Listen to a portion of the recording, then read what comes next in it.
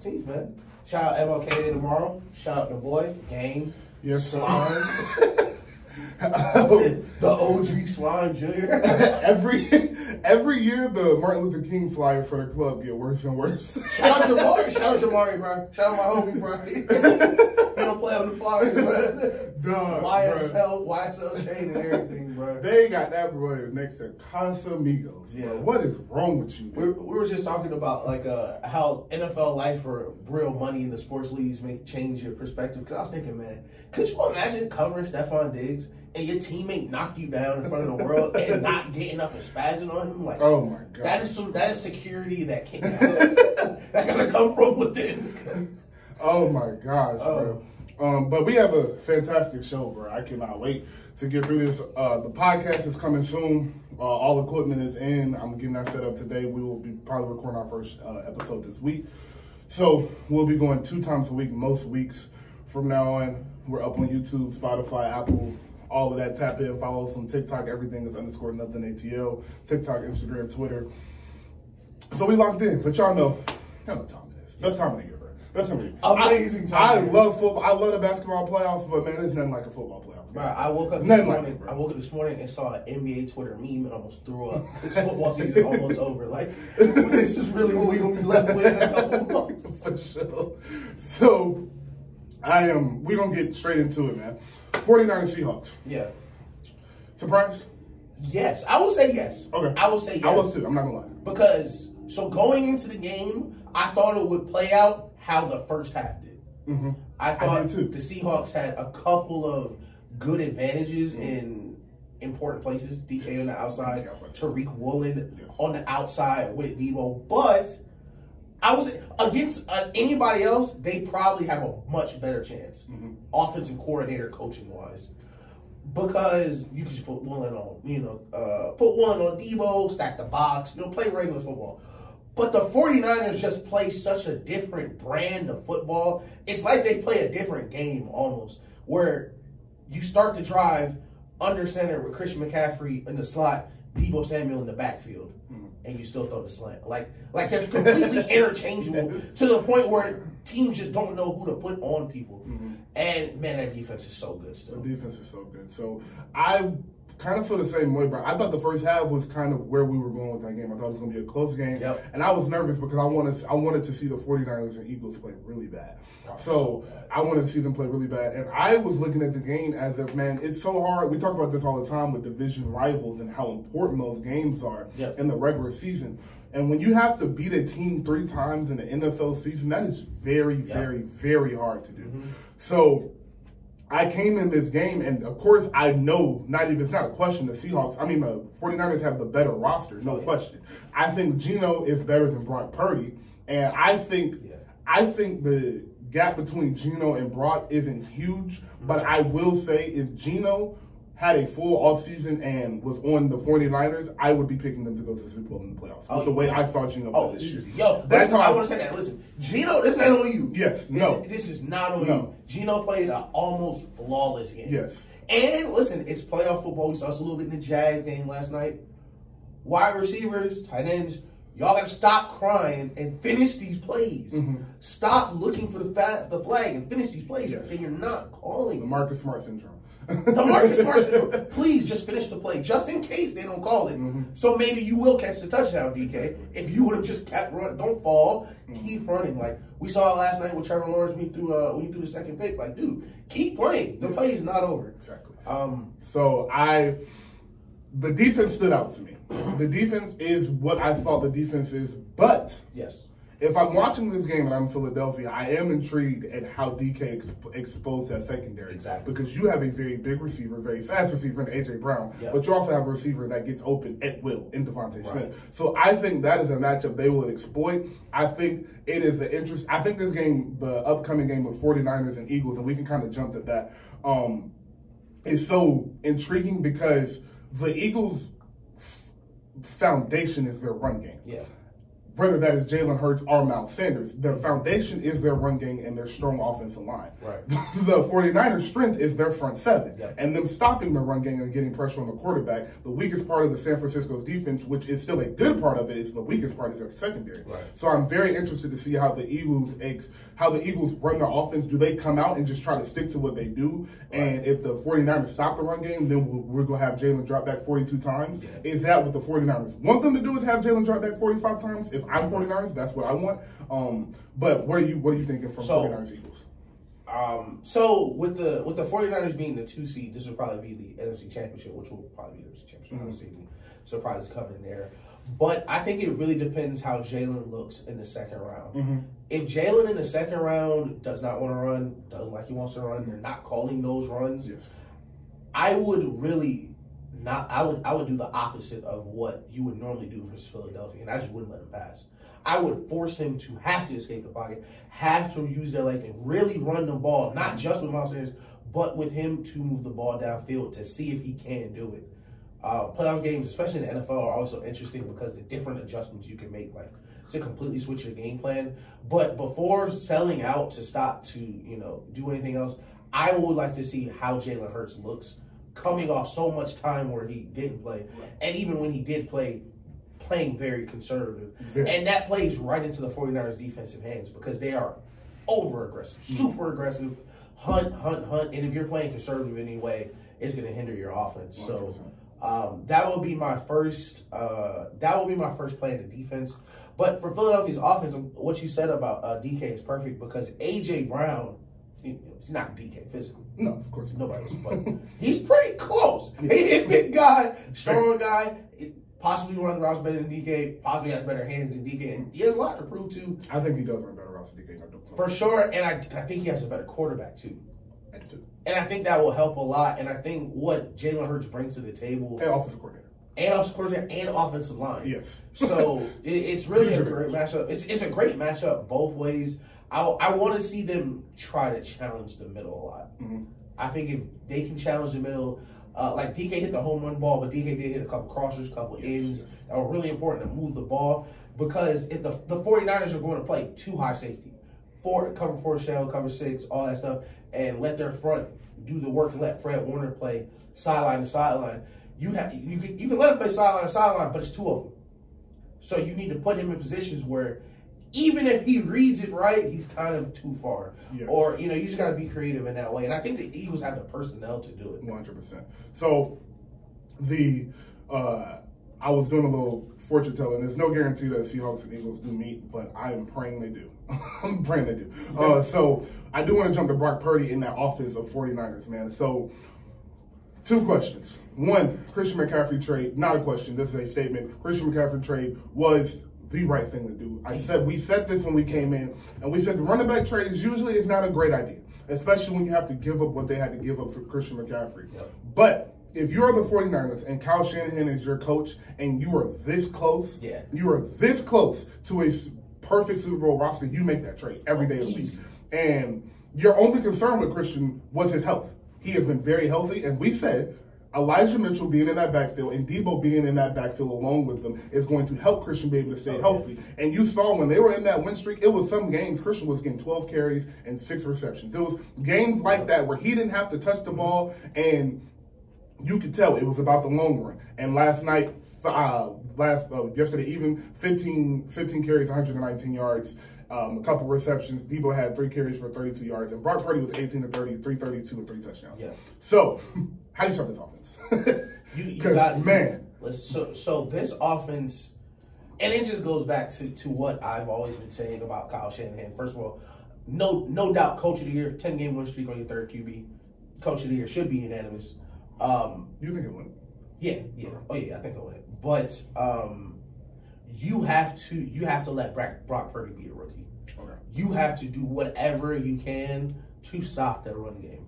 But the way the 49ers run the ball, it's kind of like the Chinese finger trap. Like the harder you try to stop the run game, the worse you're going to do because it takes discipline to stop what they're doing. You need to make sure you're setting in your gap because with the zone run scheme, if everyone just goes the other way, you'll see exactly what Christian McCaffrey does. Put his foot in the ground, and especially because he's one of the best running backs in the league now, he puts his foot in the ground and he can get right upfield to the other side.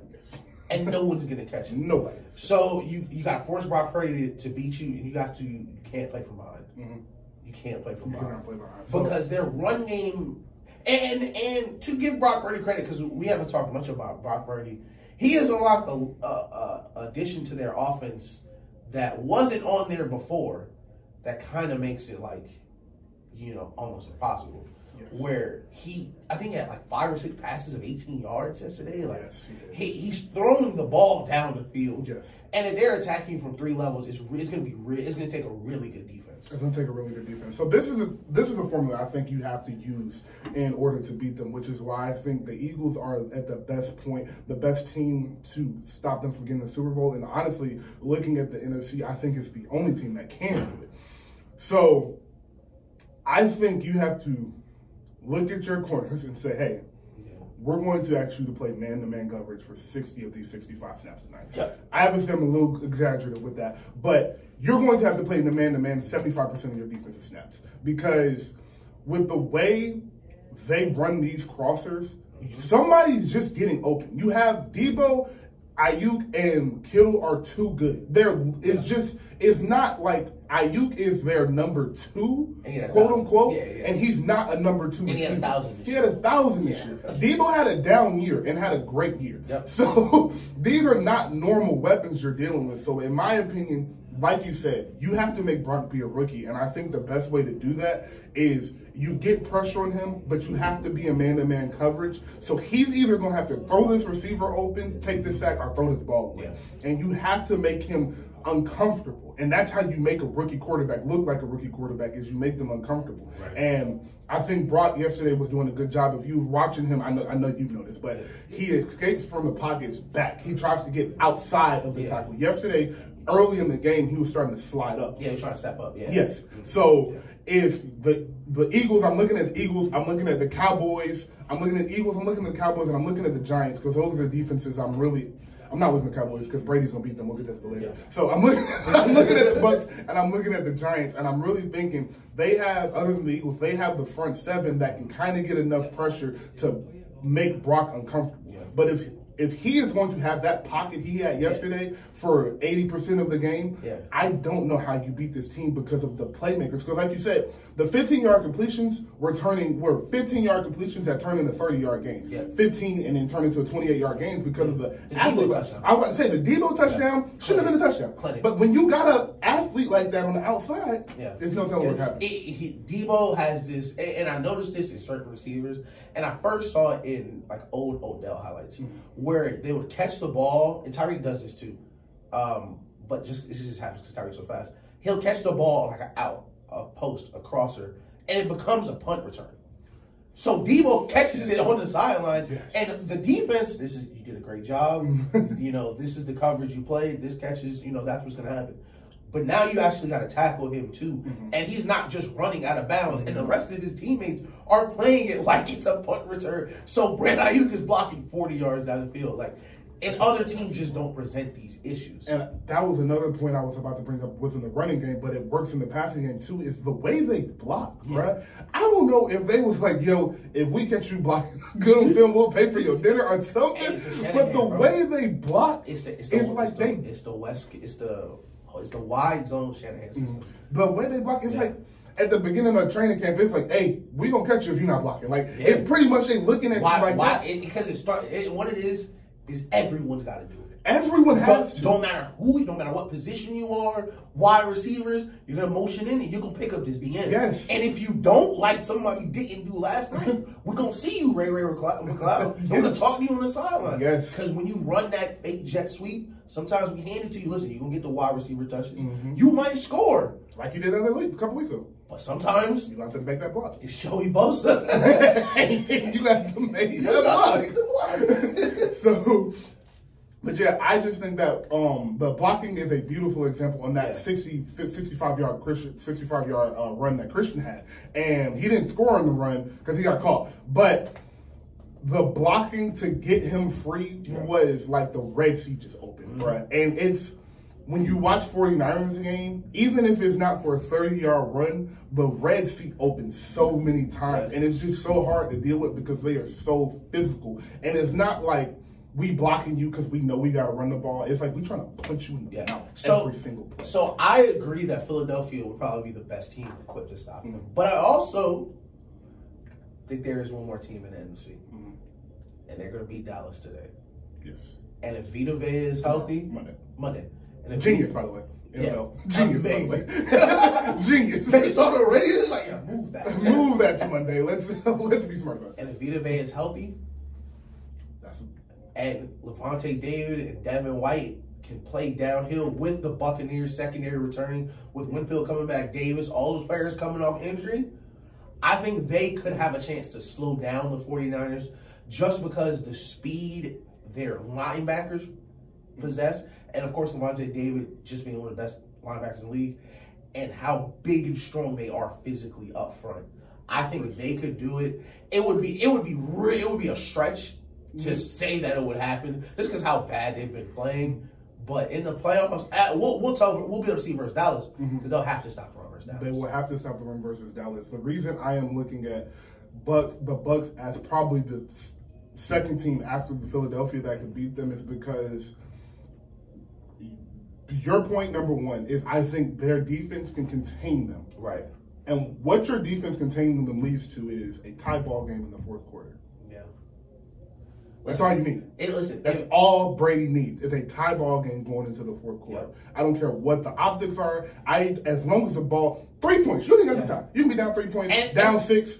As long as the game is close in the fourth quarter, it's scary. For a rookie quarterback looking over there at Mr. 7 Super Bowls, it's like... Fam, listen, even in Tom Brady's defeats, you hear things that, give you reason to be hopeful in the future.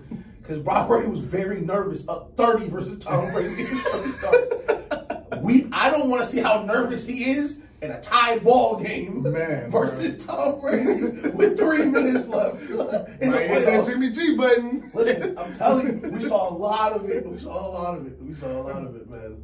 So let's jump to the AFC. We had a fantastic game. We have to, man. So 27-0. Yeah, 27-0. We will start there.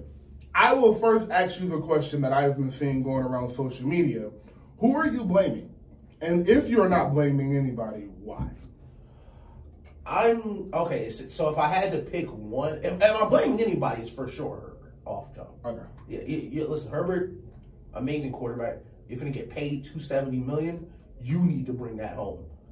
Listen, the kicker missed a 40-yard kick. It happens. You should go score. Put the game out of reach. Y'all had 24 points. You had Keenan Allen wide open in the back of the end zone. You could have kicked it to him. Them extra 4 points really matter. This is the playoffs. These things really matter. And I think to come back from 27-0, you got to score a lot of points, but you need a lot of stops. A lot of them. And as a team with the payroll the Chargers got, the players the Chargers got, you can't lose a playoff game with a +5 turnover differential. It's almost impossible. That sounds crazy. It's literally almost impossible.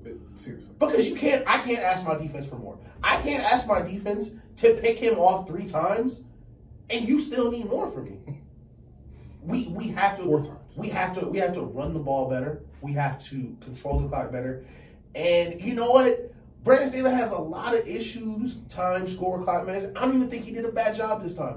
I think he took his points when he should have. I think he kicked the ball off when he should have.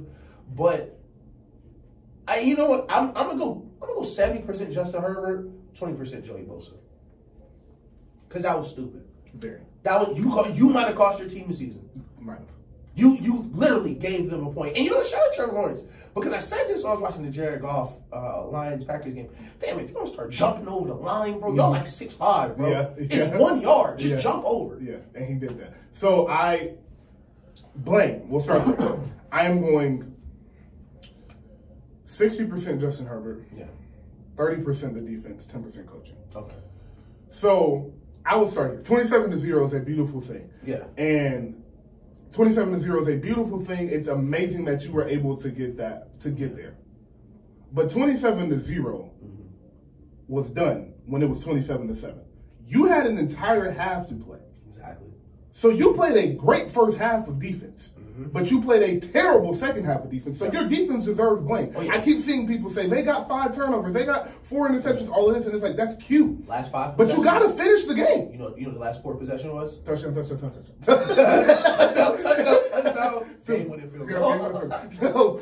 So when I'm looking at it from that perspective, you have to have a better second half. Yep. So you get 30% of the blame because if I'm on that defense, I'm not taking none of the blame, and I would understand. Listen, could you imagine being Asante Samuel this morning?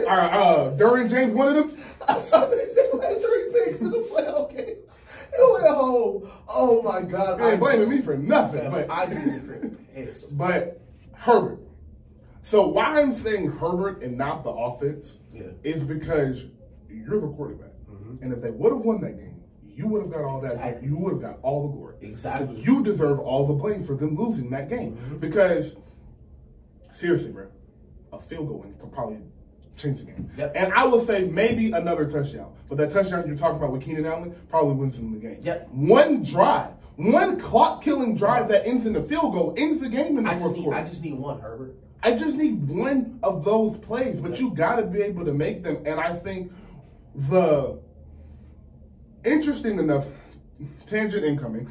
Interesting enough, I think what is happening in the NBA where all of these games and it's like all of these players are so good and we're comparing eras and the numbers are inflated. I think it's kind of like that for the quarterback. I think the quarterback is kind of at this point where social media is so prevalent now. All of the cute throws are everywhere. Yeah. So everybody knows Justin Herbert can make crazy throws. But a quarterback is so much more than you being able to throw. Justin Herbert is scared of the camera and he doesn't like to be filmed. That's a problem for me. Yeah. For your quarterback to hate being on film and not want to be noticed anywhere, that is a problem for me because who is he in that locker room? That is my problem. It is amazing how connected we are. Because I was watching this game and I thought the same thing. And I took it a step further. And I was like, you know what? We have the camera up, so let me provide a visual. This is the new iPhone, right? Daniel has one too. Now, for us, this is standard technology. But 20 years ago, this would have broken a city down if somebody found this. Because technology moves and changes, and there are new normals. So I was gonna wait to. I thought it was a real hot take, but he didn't mess up enough. I'm gonna throw it out there. Is Justin Herbert just the new design of the Matt Ryan quarterback? Wow. Is he just the new model? Like, it looks better for sure. He's bigger, stronger, beautiful hair. He runs sometimes. But all these games where we need just anything, Justin, just something, just 3 points, please. Like, the game's right there, bro. Yeah, he is. And I think that's Phillip what it Rivers. is.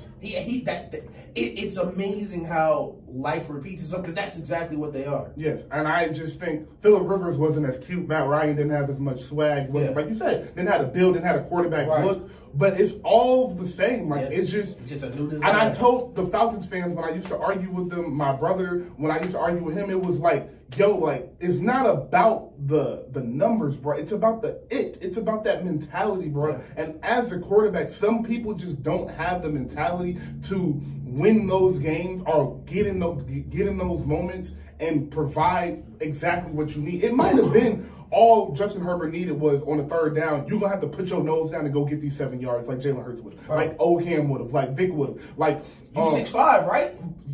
You 6'5", prove it to me. Like, Josh Allen. Josh Allen going to run through your chest because he got it. Listen, think about the QBs in that tier. We didn't see Burrow do it. We didn't see Mahomes do it a couple times. Mahomes has a couple scrambles in the playoffs. The Tennessee scramble ain't scored the whole half. We need these points. He going through 2-3 people trying to get the ball to the end zone. Man. I just don't see that dog in Justin. I don't see that fight in Justin Herbert. I don't. And that's go ahead. And it was a perfect matchup having him play Trevor Lawrence. 100%. And I might have said this every week in like the past 4 weeks. Because the Chrysler looked like the Rolls. You have. I mean, it looked just like the Rolls. Until the person you're playing throws 4 picks in a playoff game and still outplays you. That's when you know it's a Rose. Because he threw 4 picks in a playoff game. And now you're the worst QB. And listen, Justin Herbert gets a lot of premature crowns in this league for sure. He was like the 2nd ranked QB going in by whatever list that was. But man, he needs some help. He needs some. I think like I said, that social media stuff, I'm scared to be noticed. I don't like that coming from a quarterback. He's shy. Like, what do you mean he's shy, bro? That says something internally about him, bro. And it's like, I ain't trying to get it, bro, because he is an excellent talent. And as long as he is in this league, he will be a top 10 quarterback. Yeah. He may never win a Super Bowl, but not a lot of people did. So it's not a lot of people did. He will be a top 10 quarterback. I'm not saying he's not. Just like Matt Ryan for the bulk of his prime was a top 10 quarterback, no question. Yeah. But it's just about the it. It's the same with Phillip Rivers. It's about the it factor, and I just don't think Justin Herbert has that. Yeah. But I do want to jump. All right, Trevor Lawrence, look, bro. Yeah. First off, Trevor Lawrence has not lost on Saturday ever in his life. That is crazy. That is crazy, that's how bro. I know you be watching first thing first. Because I was watching that segment crying. He said the 2 GOATs. He said Tom Brady and the greatest Georgia high school football player ever. Listen, shout out Trevor Lawrence, the best Georgia high school football player ever. Atlanta always wins. Atlanta always wins. But no, for real, bro. So yesterday, if you guys follow the show Twitter, please do _nothing ATL. Yeah. I tweeted, I never crown quarterbacks until I see them in the playoff. Mm-hmm. And that was not to Trevor Lawrence. It was not to Justin Herbert. It was just a statement because we have both heard crazy statements about both of these quarterbacks and how good they are and where they are and all of this.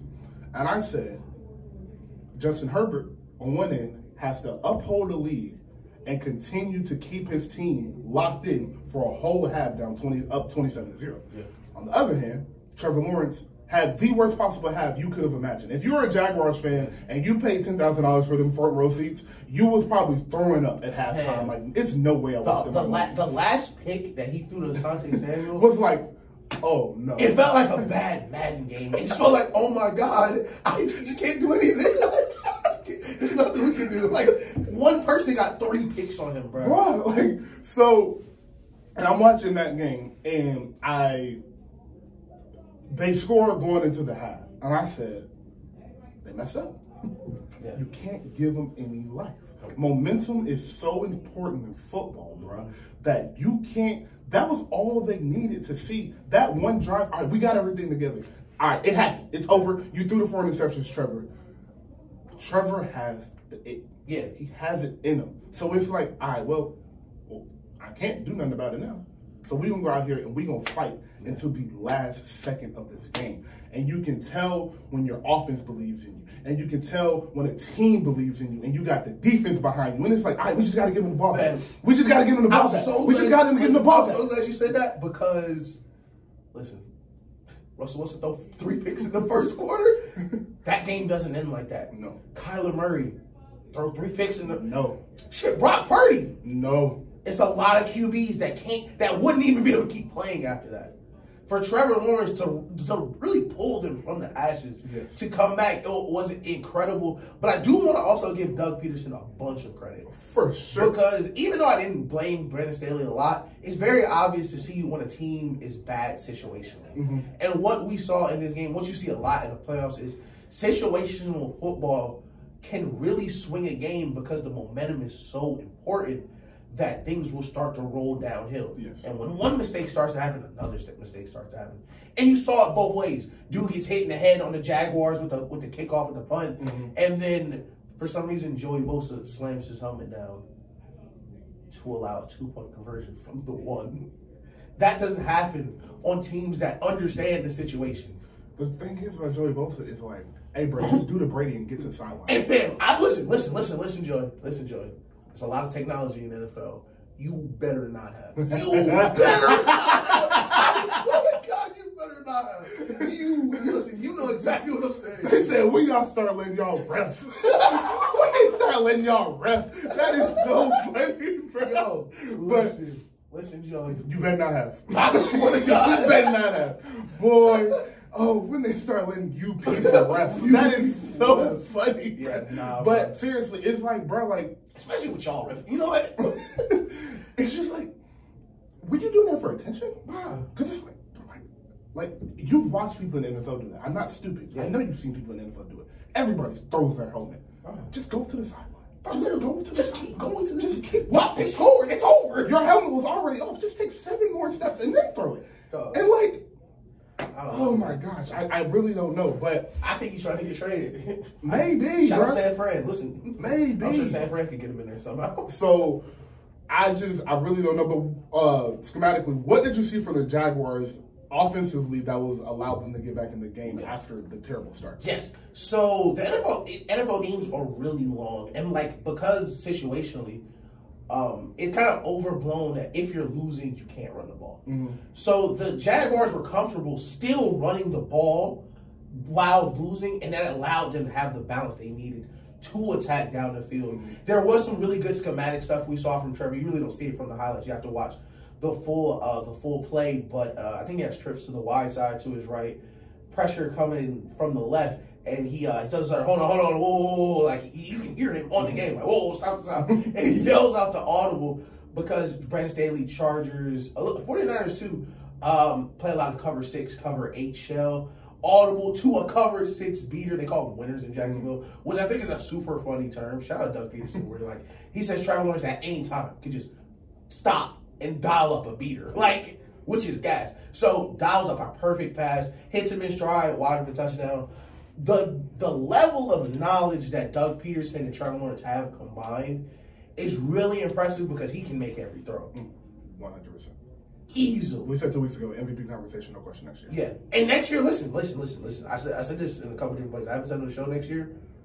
This year won't be the year they do something like amazing. I just think they're not good enough to beat Buffalo. Well, they're going to have to play Kansas City? They're going to play Kansas City, yeah. Okay, yeah. They're going to go into Kansas City. That was fun. What season? I don't think they have the talent to like beat not only Kansas City but also Joe Burrow and Josh Allen. But next year when Calvin Ridley come back, they're gonna have it. They'll listen, because now he's number 1.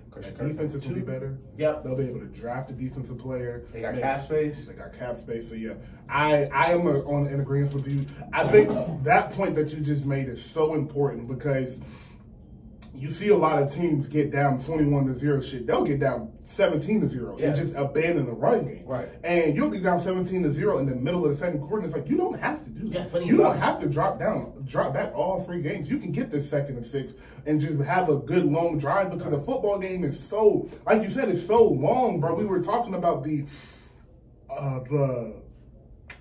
it was a 20 after they went for the second time they went for 2 to try to get 23 and then they didn't get it when it was 20-0 and they went 3 and out. It was like, okay, cool. Yeah. And they went 3 and out in 2 minutes. So it's like, we got the ball back already. So it's like a touchdown and a field goal gets you back into almost any game in football because of how long these games are. So I think the Jaguars just did an excellent job of sticking to the script that they had going into the game. They didn't waver. They didn't get too big-eyed and we're too scared of the moment. It was just natural. Like, okay, we're going to stick to this run game because that is what got us here. Exactly. We had a terrible start to the season. We started feeding Travis Etienne, and then we started letting Trevor play off of that. Trevor can make every throw. He's back locked in.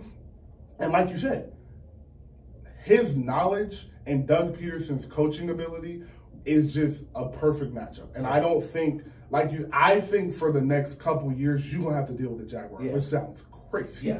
But you're going to have to deal with the Jaguars now. I think they got the team, they got the weapons, and I think like we were just talking about with what Justin Herbert doesn't have, Trevor Herbert, he got it. He got it. And when you got it, you always going to be in contention. Yeah, it was really amazing to watch. And just to backtrack what I said about the situational football is, because the playoff games are so different, you can be in full control of a game like the Jaguars were, losing in the 4th quarter, down 3, don't have the ball. You're controlling. But the situation is so heavy on not only on Justin Herbert, but on that offensive line, on that person calling the plays. All of a sudden, that 4-man rush get home a little quicker. Routes are running a little worse.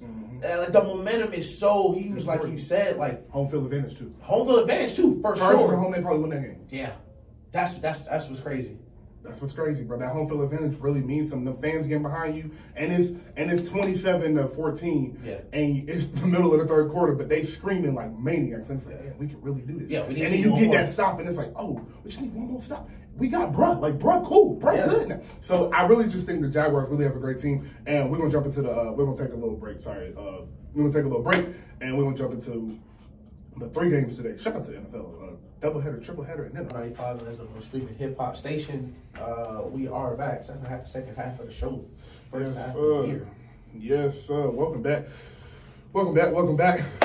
Good to be here. So let's go ahead and get into the games today.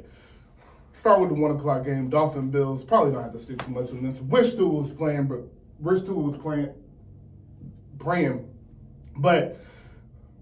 Did I say praying? Playing. My bad. Wish Tua was playing. But prayers up to him in his head. And I don't know if he should ever play football again, to be honest. Listen, they call me crazy. But as you said, it is crazy that you got an injury-prone starting quarterback and then an injury-prone backup quarterback. So Skylar Thompson is getting the starts today. Any chance the Dolphins win this game? No. 0. Okay. I know they say any given Sunday, not this one. Not today. No. DeMar Hamlin's on the sideline. It's getting very ugly for someone. Oh, thank God DeMar Hamlin's healthy enough to be, Yes. Amazing. Shout out to the medical team at both hospitals. Did a phenomenal job. Shout out to DeMar Hamlin for continuing to fight all the surgeons and everything. That was I will say, the Dolphins have. I would give them one chance. Mm-hmm. And with players this great, you always gotta give them a fighting chance. Exactly. Tyreek just might go for 350. Like, if Tyreek and Waddle go for 350, 400, they have a chance. So, this was my thing. And as you said, any given Sunday are a puncher's chance or whatever they call it. So, I will give them that. Yeah. But only because they have Tyreek Hill and Jalen Waddle. Exactly. And their defense is pretty healthy. And it's a good defense. And third time they're playing this year. Listen. Division rival. We can talk ourselves into this. So that's what I'm saying. I can talk myself into making it. Listen, Josh Allen got some Jimmy G. I was about to literally say it.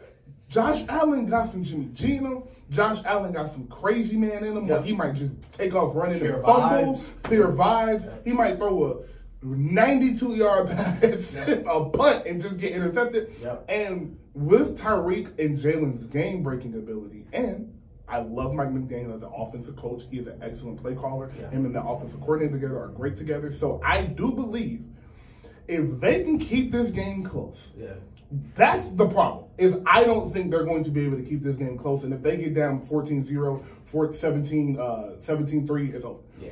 But if they can keep this game close all game, I do trust Tyreek Hill's ability. And I trust Jalen Waddle's ability, along with Mike McDaniel, to scheme up something. I was like, all right, Tyreek. This is the play. we need you to take the 60 yards. Yeah. Hey, listen. But I think they can do it. Listen, they're saying Mike McDaniel could be on the hot seat, things like that. Which I think is incredible. That's so stupid. And if Mike McDaniel is on the hot seat, it may not feel like it right now, Mike, but good for you. Because that means you could pick a different job. Yes. And you might get an elite quarterback. But if I was Mike McDaniel driving to work today, I would feel pretty good. Too. Because I got a desperate bag I'm gonna dip into that I don't know if the Bills are ready for, a la Lions Packers, where we doing everything. Everything we can. Tyreek Hill in the backfield, outside zone. Mm-hmm. Listen. I was about to say. I put Tyreek at QB. I run Wildcat. I get him the ball. Right. We're desperate. 30 times. Listen, I would give him a running back's workload to get today. Between catches, bubble screens, all that stuff. And, I'm going to try it all, especially if they're saying, you could be on the hot seat, Sean Payton and Tom Brady coming to Miami. All right, listen, we see. But I am going to do everything in my power to upset the Bills.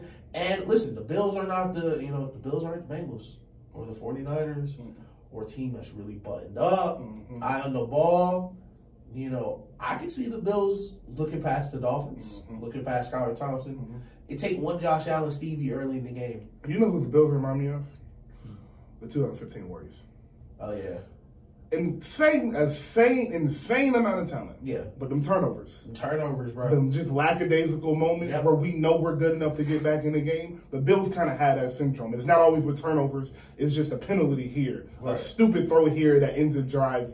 A stupid just anything mental lapses happen with them. Bad penalties happen with them all the time. Don't take the check down, try to throw the cross. Exactly. 55 yards, 133. Like. Exactly. Stuff like that is the reason why it's like, man, the Dolphins can keep this close and Tyreek Hill can break this game open. Do I think that is happening? No, I'm not. I'm not picking them, especially how their season ended last year. Yeah. Do have to remember that. Their season ended because they never got the ball back after having a game-tying drive. And dog, that picture of Stephon Diggs watching the confetti fall again.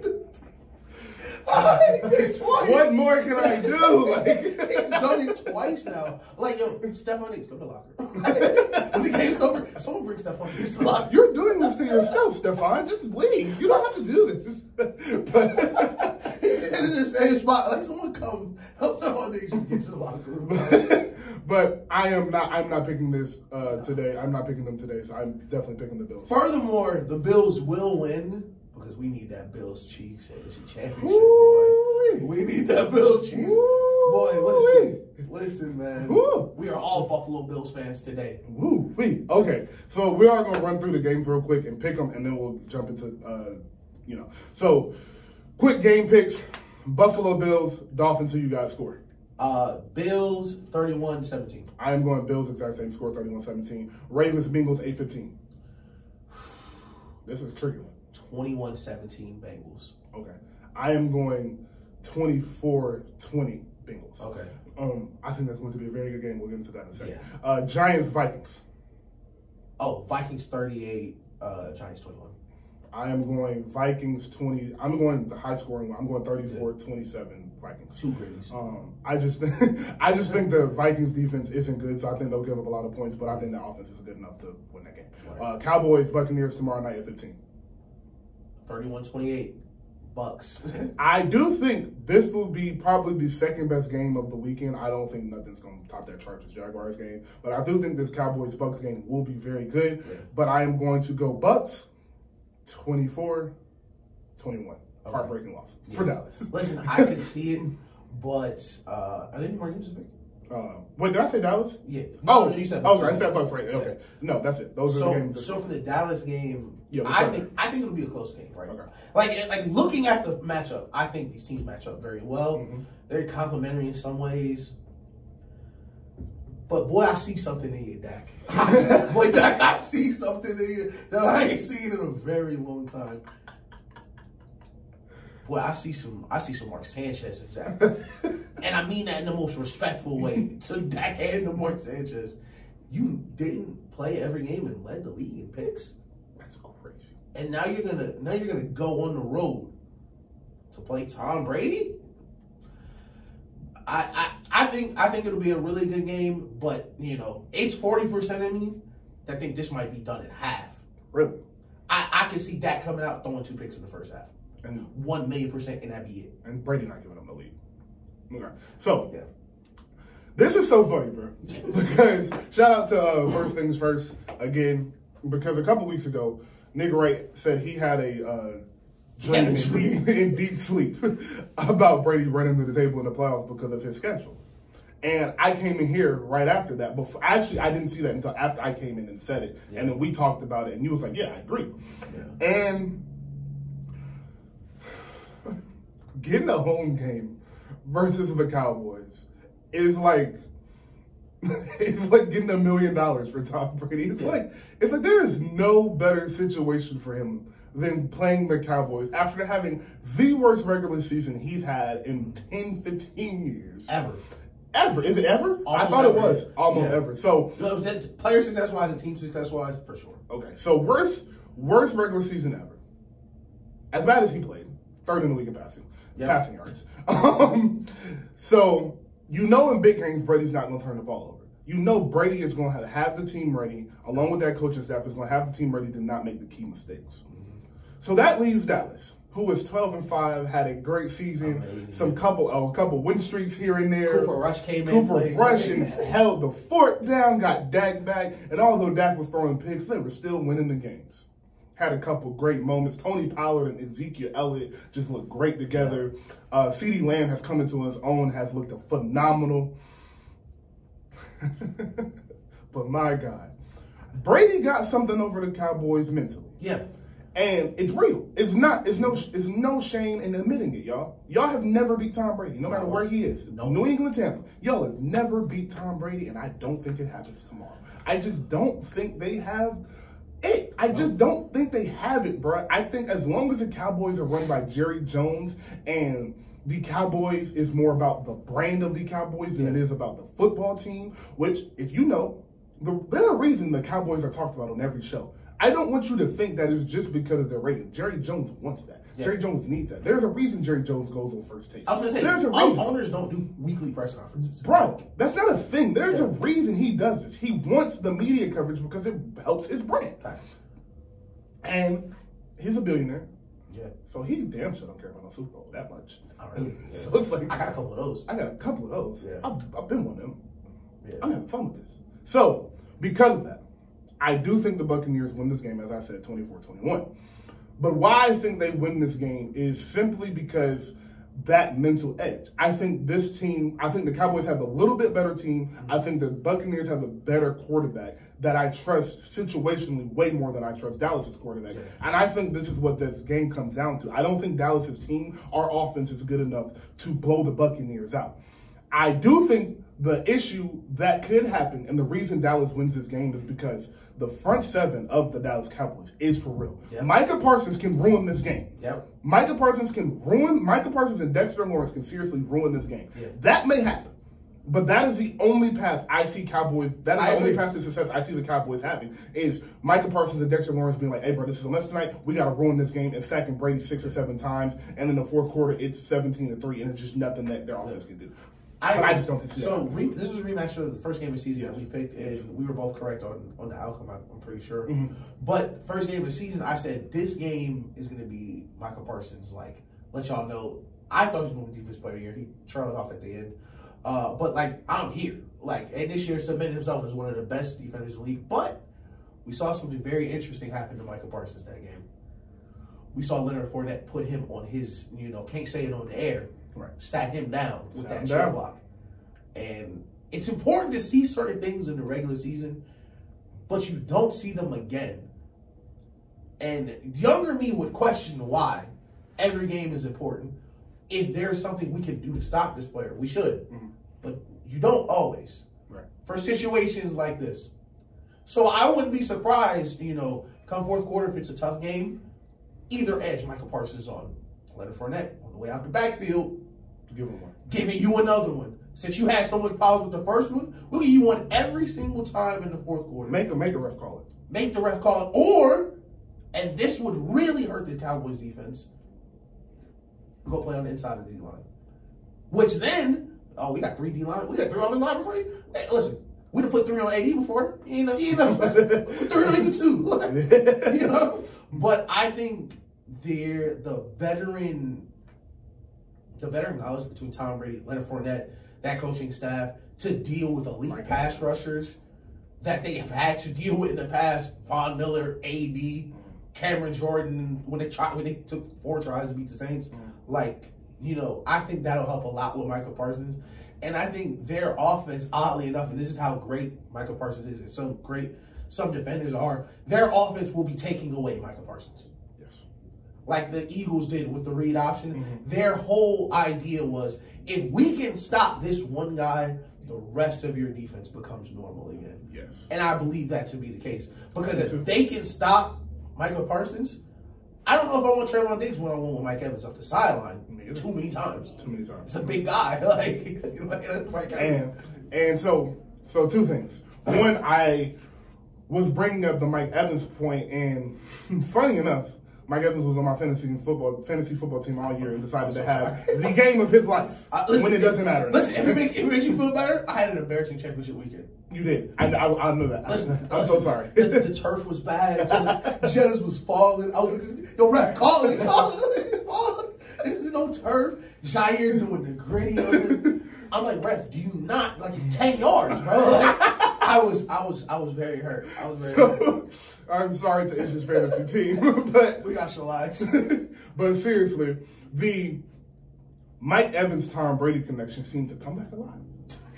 It just woke up. Just woke up out of nowhere. And I don't know if that is a sign of what's to come or if they just had a good day. But if that is a sign of what's to come, that is a problem. Because Chris Godwin is healthy. Listen, people clown the Panthers. C.J. Henderson is a good corner.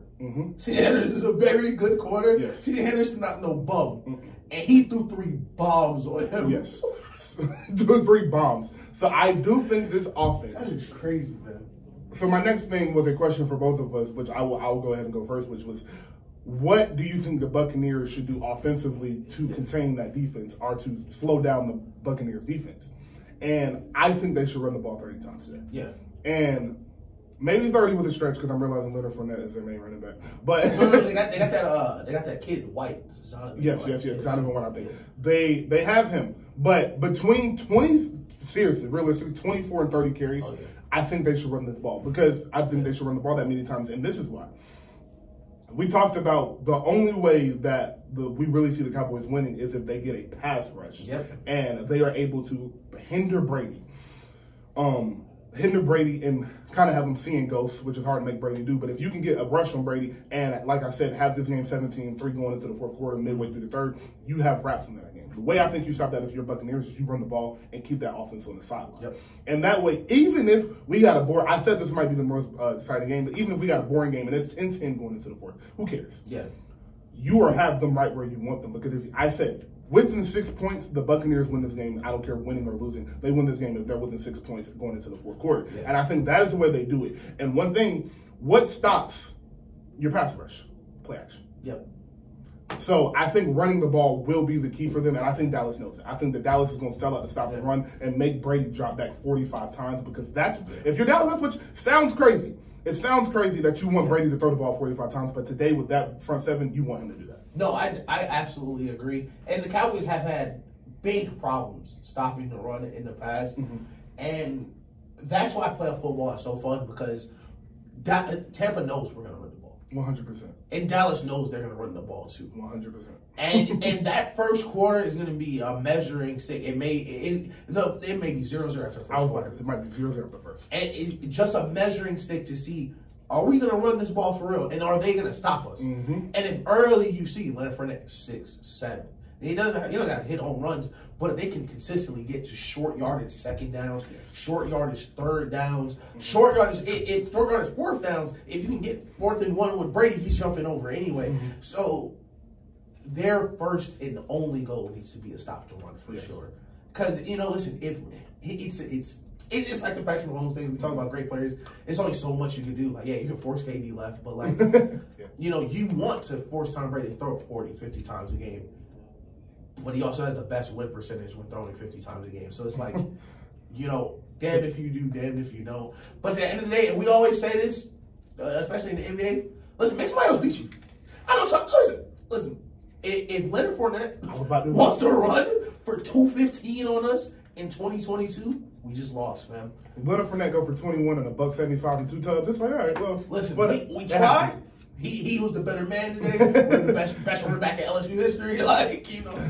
Cool. But what we don't want to happen is Leonard Fournette rush for 40 yards on 5 carries, and Tom Brady's 4 touchdowns, 420 yards, and it just looked like another Tom Brady game. Exactly. That's what we don't want. Yeah. So before we get off of this, I will say one thing about Brady. What makes Brady great? A lot of things, but one of the main things that made Brady great was I don't care how many times this running back is open on this 6-yard out. Yeah. I'm going to throw it. Exactly. If it is open, I'm going to throw it every single time. Yep. And we will run a 14-play drive, and I will throw this same route. I will throw this out. I will throw this drag, and I will throw this curl 40 times if you're going to give it to me. I don't care about that deep ball. And that is going to be so important today because they're going to be able to control the clock so much because you're going to be selling out to try to get to them, especially if you got them in 2nd and 3. 2nd and 3, 3rd and 5. You're going to be really trying to get pressure. So you're going to be kind of playing a little soft coverage because you don't want to get beat over the top. Right. And Brady is going to take it underneath as much as he can, let his playmakers make the plays. He doesn't have the best guys after the catch anymore. He doesn't have the best guys after. I'm surprised they didn't sign Rob Gronkowski. I really thought Rob was going to sign. They don't have any money. Okay. He literally tried to come back. They literally cannot pay him. Okay. Well, that makes sense. No bread. Yeah, I really thought they was gonna get Brady one more weapon going into the season. I think Odell's knee is like really not healthy, so he's gonna wait till next season. Sorry, but Brady being able to take those methodical 12-play, 10-play drives that drain your defense, and then all it takes, like I said, is a 12-play drive, 9 minutes, 3 and out. Defense right down the field. And what can happen, especially with this Cowboys team, coached by Mike McCarthy, with a quarterback we kind of believe in, with a very young defense, is it could get downhill really quickly. Especially because of exactly what you said about Tom Brady is how disciplined he's going to have to make this defense play. Very young defense, not a lot of veteran leadership on the backside. Like Van Der Esch, I'm not sure if I don't even think he's coming back, but their best tackler gone. There's no veteran that's going to keep them. Okay, listen, we have to let him throw this 3-yard curl. We can take it away later, but we don't need y'all to get bored with the 3-yard curl and then Chris Godwin turn it to a double move. Yes. Because that's exactly what can happen. Yes. And with a team like this, with a coach we really don't believe in, with a quarterback we're not sure if he's good, it takes one Chris Godwin double move and one pick six. Game over. And they don't think they're coming back. They don't think they're great. I mean, they've been hawked before. They know the feeling. Yes. Like they've lost to Tom Brady before. Yeah. They know what it starts to look like in the third quarter. They lost to Tom Brady this year. They know exactly what this very team has went up against him and lost. So I think it'll be really important. Listen, Dak, man. Listen, we root for all black QBs. All of them. Fam. Even you. Even you, listen. And I hate the Cowboys, but even you, dude. I'm rooting for you. Listen, Twin, you better lock in before they tweak out. Don't ask what Jerry Jones willing to do on your contract. Listen, you'll be playing QE. Listen, they'll cut you. You thought Joey Bosa said something crazy yesterday? Listen, ain't no telling. You throw 4 picks in the first half, boy. You be hearing it on the sideline. Get that out the game. Ain't no telling what Mike McCarthy willing to say. And Mike McCarthy, too, he know this it. He's not stupid. Mike McCarthy, if he lose this game, he know he a good dude. He know he a good dude. And listen, Mike McCarthy, you had a great victory lap. The Packers missed the playoffs. I was going to say the Packers missed the playoffs. This is a good year, fam. Take our wins, take our losses. You might have to get on that plane to Thailand, though. Shout out to Cliff, man. Hey, bro, I was going to say, before we jump into the Ravens and Bengals, bro, these coaches be rich, bro. I don't get why this hasn't happened more, bro. I saw it, and I was probably... I thought it was a lie at first. I was probably the least surprised person, like, on the Twitter thread. Like, what do you mean? I'm like, do you know how much bread the Queensbury got? I would have done the same. They said a one-way ticket. I said, do you know how mad that man was to just buy a ticket with no plan of coming home? And what was so funny to me was now I'm just thinking back to all the Sundays he was coaching, and he was just thinking, boy, Tyler's going to be so fun. Like, boy, I can't wait to get on that plane. Kyler Murray screaming at him, DeAndre Hopkins the mandatory, and he's just like, man, it's going to be so fun. Bruh, his bags have been packed since week 11. Done. Kyler, hope you're recovering. All that. Kyler went down, pulled up Travelocity. Pulled it up immediately. He called his travel agent, told his wife, pack her bags. No. We are out of here. Other teams offered him at OC positions, but he just went to Thailand. Yeah, like, y'all be yelling at Chris Kingsbury for 2 years, bro. Like, oh my God. Throwing dirt on my name, like, my QB 5'8", he don't watch film. My number 1 receiver on steroids, he missed half a year. My defense trash. But it's my fault. Yeah, it's my fault, though. Like, all right. I bet he's Thailand. I don't think it's my fault. He's going to be one of the richest people in that country, day one. Like, one-way trip, of course, is one way. Come back in. You don't want to be OC the Patriot? Yeah, I want to move to New England and yelled at by Bill Belichick for the next 10 years. I can live in Thailand. Yeah. And be like the richest person in the world. I can buy anything that they have in Thailand. And it's crazy because the NFL talked about this, stop firing people in the contract. He's on the contract. He's still getting paid.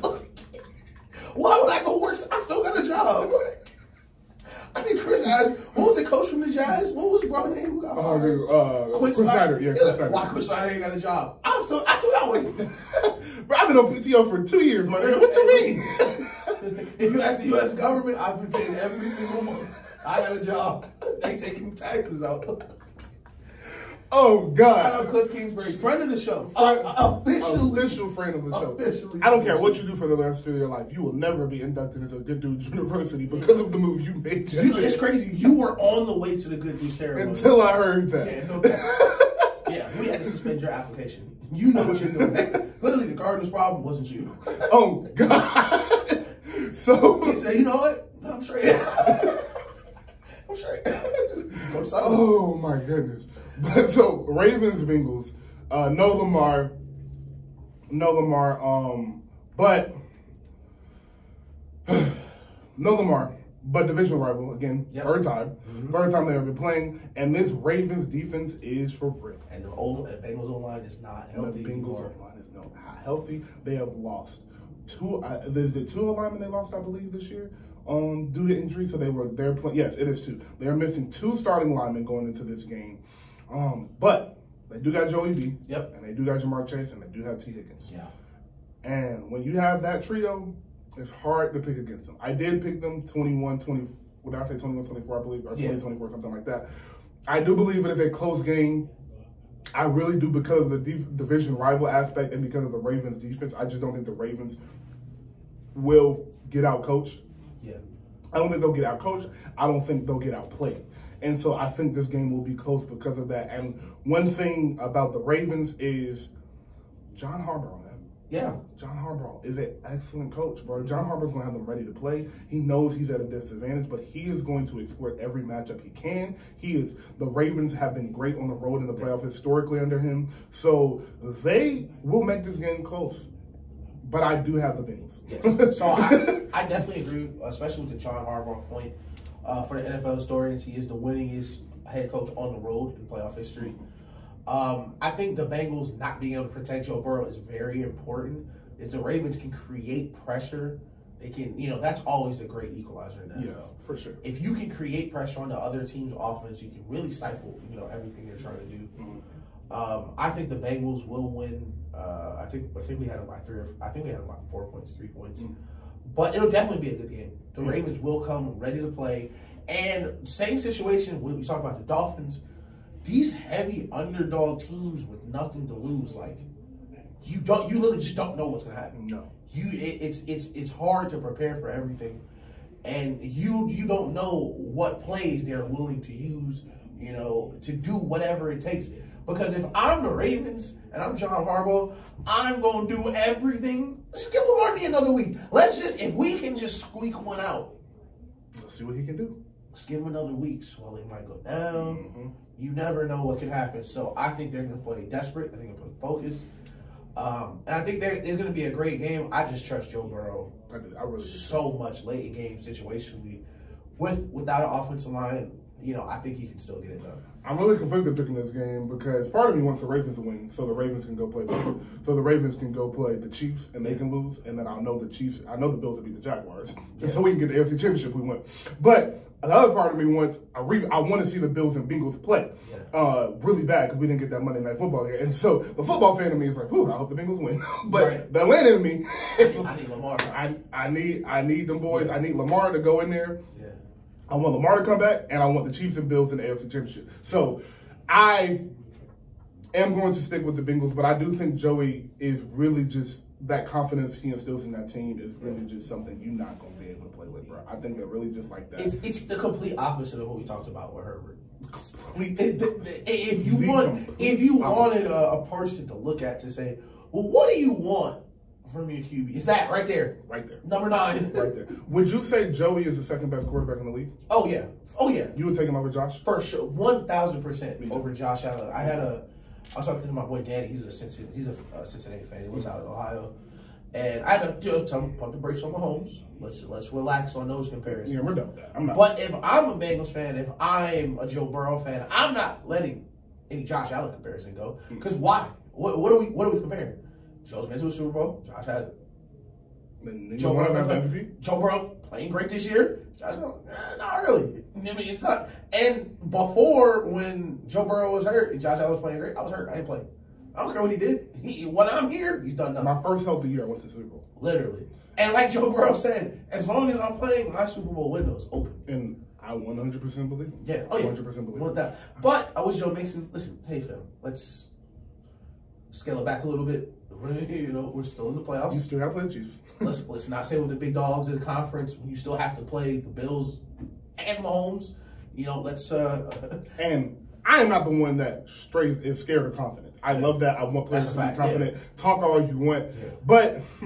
And you like the thing is the crazy thing is like they have the right to feel that way. They went to the Super Bowl last year. Sure. They probably they were right there on the #1 seed. But it's like, bro, like, don't say that. Don't give Patton no more field, bro. He don't need no more than he already got. It's like, man, we still gotta go play. We still gotta go play him. And credit to I think Shannon Sharp said this, they don't kick that ball off at the same time, whether I talk or not. But it's certain players you just don't talk to. And we don't know. I you know, it's crazy. I really don't even know if Patrick Mahomes is one of those people, because it's so rare that people talk trash to him. Exactly.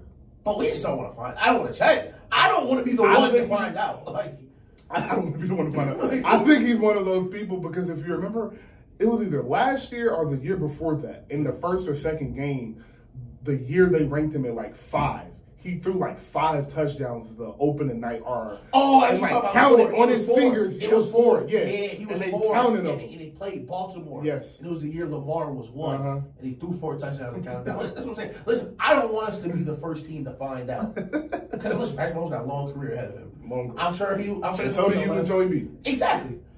We don't want to start anything. Listen, y'all beat him 3 times. Cool. Let's not press our luck, okay? You know, all the games have been great. We don't need to see like how far they're willing to go. And I was thinking about this because I was thinking about, damn, the Chargers did all that to beat the Chiefs, and y'all not even gonna get to play them. I was like, damn. And then I was like, man, think about all the money they spent to catch up to the Chiefs. I was like, man, I wonder what the Chiefs think in the offseason when they're spending money. They're like, oh, we're just trying to build the best version of us, right? We're not chasing anybody. We don't want to see, well, we're building to beat the Bengals. And they just spent all this time, like, spend a bunch of money on pass rush, like, doing these things just to beat y'all. Like, let's just keep it the way it is. Just to beat the Bengals. I like the Bengals being a little underdog. I don't need y'all. What I don't want is to wake up and Patrick Mahomes to be the underdog.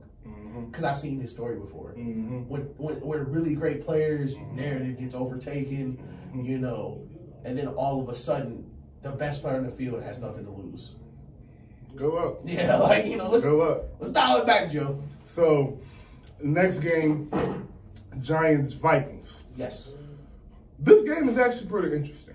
Because of Minnesota's Viking defense is terrible. I came in here, and if you go watch probably about 6 or 7 shows ago, I said the Vikings usually always have a great defense. Yep. And I meant that. They do, yeah. But not this year. I don't know what happened. Don't know who the defense coordinator is over there, what they got cooking up over there, but it's not cooking, and it's still smelling terrible. Y'all suck. Who let him cook? So, the Giants do have a good defense. They have a good pass rush. They have a phenomenal coach. Yeah. And they have put. I do not think Daniel Jones is a good quarterback. I think if they pay him this offseason, they are going to regret that immediately. They regret that in year 1, year 2, year 3, year 4. Oh, it goes downhill. You will only go downhill. Yeah. But the key as a coach is when you have a quarterback and you know he is not the best, put him in a position where he is his best. And instead of trying to make him a pocket passer that drops back 30 times a game, he runs a 4.4 and a 40. Let him run the ball. I don't care that he's white and went to Duke. If he can run the ball, let him run the ball. And Daniel slide too. He slides, yeah. So he doesn't get hit. Let him run a read option with Saquon Barkley. So I think the Vikings win this game, but I definitely think the Giants can win this game. Yeah, 100%. I believe that the Giants can win this game. Yeah, no, absolutely. Just because the Vikings have this. It's like their whole team has a Jimmy G button, where the whole team would just... Except for Justin. Except naturally, except for Justin. Listen, and luckily, this game played indoors, nice field, good grip. You're home. Right. You know, a couple weeks, everyone's heard, oh yeah, Justin Jefferson blueprints out, you know, triple team, impress him at the line. Well, that's the blueprint for everybody. Triple team. He press him up the line. He's not going to catch the ball. But then it's on you, Kirk, Adam, KJ Osborne, who's had a great year. TJ Hawkinson. Y'all got to do it. Yeah, y'all got to do it. If Jettis has 2 or 3 people on him, his job's done. We still may throw it to him, but we shouldn't have to. It's on you, Kevin O'Connell, and the rest of the offense to take advantage of the gravity that Justin Jefferson creates. If teams, and I wish I saw this more in the Packers game, but we didn't talk about it. I think we were off. We're about to. Oh, perfect. We're definitely going to talk about that. But if teams are going to make their entire game plan around stopping Justin Jefferson, let them. That's perfect. Use that the way other teams use their amazing wide receivers to get everybody open. And they've done that in the past.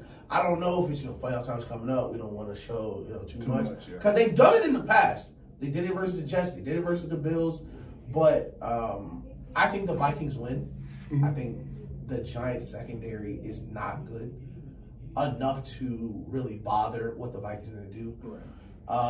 I think it'll be, I just don't think the Giants have enough juice on the outside. Right. But, like you said, I can easily see the Giants win this game. If the Giants literally just run the ball and rush the passer, I can see them winning this game very comfortably, 20-14. Not even a problem. These two teams, and it's so hard with the NFC, we just don't know. We just don't know. And I think I'm very confident in my NFC picks today. Very confident. NFC picks, I don't know. I could have been wrong about all of it. I could have been wrong about all of it. I don't know. Literally anything could happen. So, the NFC's so bad, we just don't know. We just do not know. And I really do think the Giants can win this game. If the Giants were home, I would be picking them. Yeah. That's how close I am. And you barely beat them last time. You barely beat them last time. I definitely would be picking the Giants if they were home in that cold weather. But because the Vikings are home, I'm leaning towards them.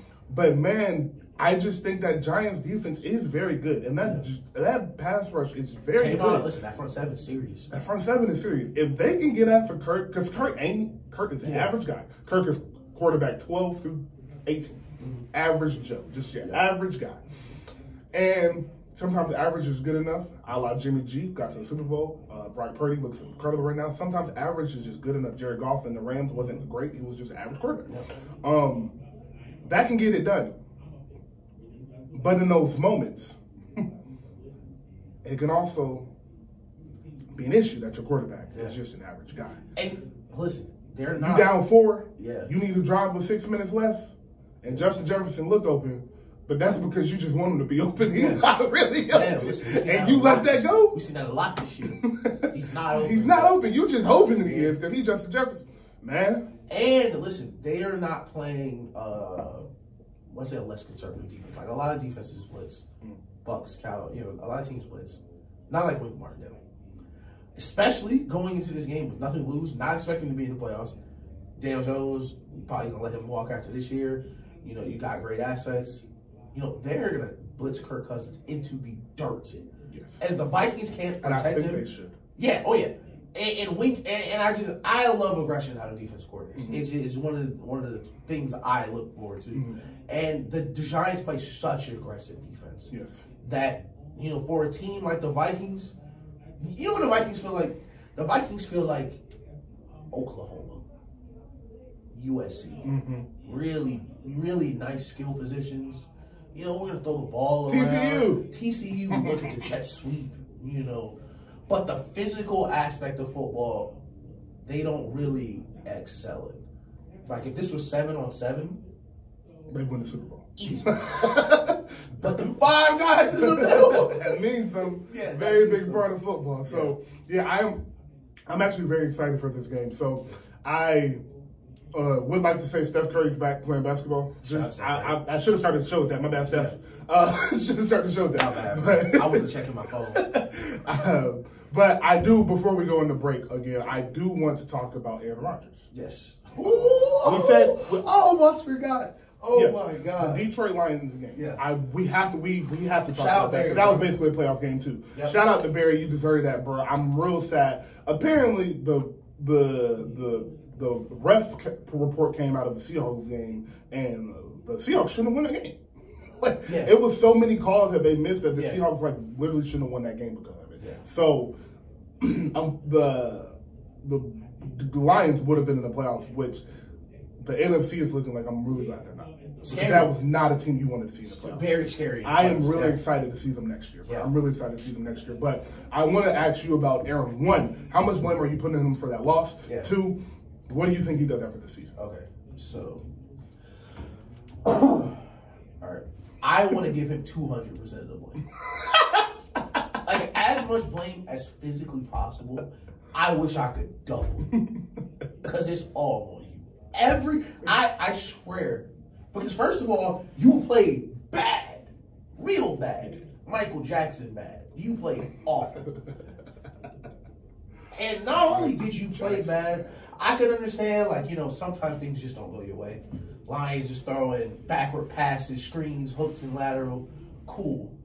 And that is what, and when things don't go your way, I'm like, man, that's the momentum. Things happen. Mm-hmm. But you did something to stop your team's momentum. You personally did something to stop your team's momentum, and it was a perfect end to answer your second question. It was a perfect end to Aaron Rodgers' career in Green Bay because it was still about you. It was always about you. Your team was running the table to get back in the playoffs. So you know what you were talking about? You thought this might be my last game in Green Bay. I don't know what I'm going to do. It's about you. Even when you lose, you just lost that on the playoffs. You and Randall Cobb holding hands on the way out, and you don't get out the stadium. You just lost for the third year in a row at home versus a worse team. You were a bad QB. I can understand if, you know, Rodgers used to losing the playoffs. Team give up 35. He played great. At the end, we don't get it done. That's one thing. The defense, amazing. You had two elite running backs, A.J. Dillon and Aaron Jones. Defense playing better than ever been. In this NFC, y'all might have been the second best team. Y'all really might have been the second best team. Who would want to play right now? Healthy Green Bay defense. Jair looking like one of the best corners in the league. They're running the ball. They're not asking Aaron Rodgers to do much. You can't say he had no help. Christian Watson might win Rookie of the Year. Like, what else is left, Aaron? What else can we give you? Before it was we need a defense. And now we have one. And you dropped the ball in for the third time at home with full fourth quarters to get this done. And we've seen this movie before. And Aaron Rodgers, really, he's one of the best dudes. We've seen very few dudes like Aaron Rodgers in our life. We might need to sit on a new title for him. He's more than a dude. Yeah. He's something else because I've never seen an elite dude. It's like, you know, I'm really gonna think on this one. I gotta figure out what I'm gonna call you, Rodgers. Cause it's you and Chris Paul. It's really like, just elite dudes. It don't get y'all better are so good, but y'all are such. Because we always know, and I say this about, you know, I say this about Chris Paul, and I'm gonna add this to Aaron. I don't know why I didn't say this before.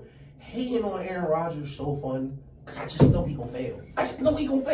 It's nothing that I could watch on TV that would make me think, oh yeah, they're not gonna fail. Everything I see looks like failure. Last week, to your credit, thank you. I don't have much more to say, but I will say last week we came in here. Chris, shout out to Chris for coming last week. Chris, both of you and Chris picked the Lions to win that game. I picked the Packers. I said Packers at home. I just don't see him losing at home, and I don't know why I said that.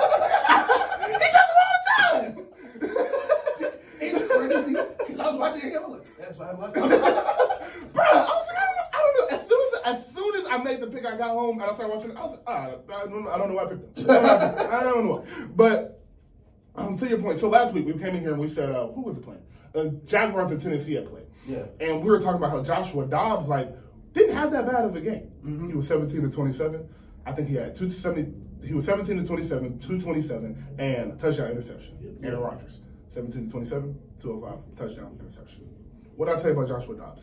Yeah. That's not bad. It's not bad. Listen, it's not gonna get it done. It's not bad. No guy, we told you. You played that bad. But you're Joshua Dobbs. Exactly. Yeah. Aaron Rodgers. Oh, yeah. That is unacceptable. That is bad. You played a bad game. You were bad. You let your team down as it should. You made all this whole season about you. Yeah. From the moment y'all started that little win streak, and you was like, we can run the table. Everything was about you. What the are you on Pat McAfee every week for? Shout out to Pat. Excellent show. But what are you on his show every week talking? Just stirring up drama.